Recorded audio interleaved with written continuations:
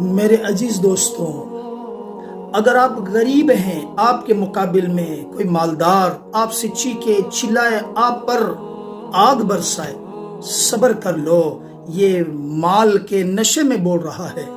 اگر کوئی طاقتور اور آپ کمزور ہیں،